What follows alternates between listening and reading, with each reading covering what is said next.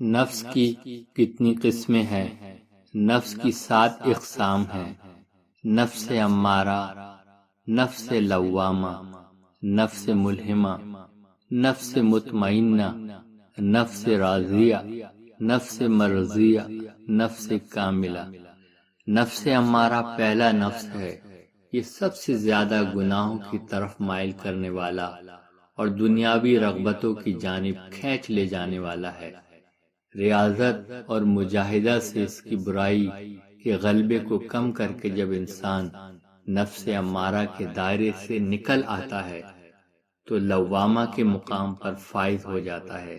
اس مقام پر دل میں نور پیدا ہو جاتا ہے جو باطنی طور پر ہدایت کے باعث بنتا ہے۔ جب نفس لوامہ کا حامل انسان کسی گناہ یا زیادتی کا ارتکاب کر بیٹھتا ہے تو اس کا نفس اسے فوری طور پر سخت ملامت کرنے لگتا ہے۔ اسی وجہ سے اسے لوامہ یعنی سخت ملامت کرنے والا کہتے ہیں۔ اللہ تعالیٰ نے قرآن مجید میں اس نفس کی قسم کھائی ہے: وَلَا أُقْسِمُ بِالنَّفْسِ اللَّوَّامَةِ، اور میں نفس لوامہ کی قسم کھاتا ہوں۔ تیسرا نفس نفس ملہمہ ہے۔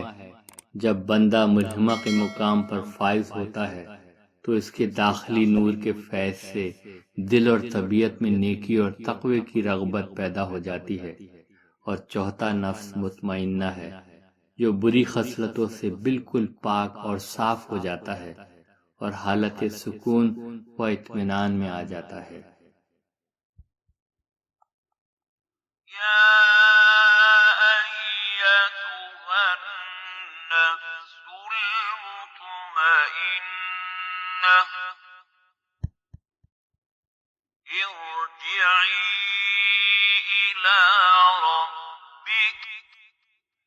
اے نفس مطمئنہ، اپنے رب کی طرف لوٹ آ۔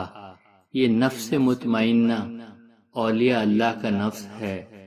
یہی ولایت صغرا کا مقام ہے۔ اس کے بعد نفس راضیہ، مرضیہ اور کاملہ، یہ سب ہی نفس مطمئنہ کی اعلیٰ حالتیں اور صفتیں ہیں۔ اس مقام پر بندہ ہر حال میں اپنے رب سے راضی رہتا ہے۔ اس کا ذکر ان الفاظ میں کیا گیا ہے: